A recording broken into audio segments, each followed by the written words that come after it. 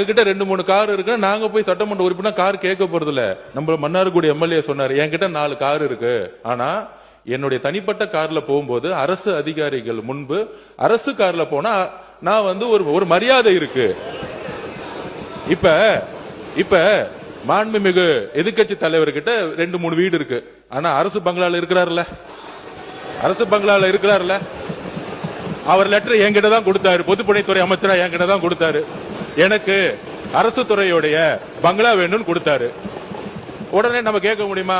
மாண்புமிகு எதிர்க்கட்சி தலைவருக்கு 2-3 பங்களா இருக்கு, அதனால அரசு துறை பங்களா கொடுக்க மாட்டோம்னு சொல்ல முடியுமா? எங்களுடைய முதலமைச்சர் சொன்னாரு, அவர் கோரிக்கை கொடுத்தாரு, உடனடியா கொடுத்துருவோம்னு சொன்னோம்.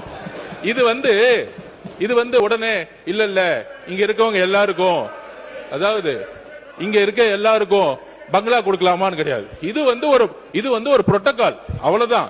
இந்த புரோட்டோகால்ல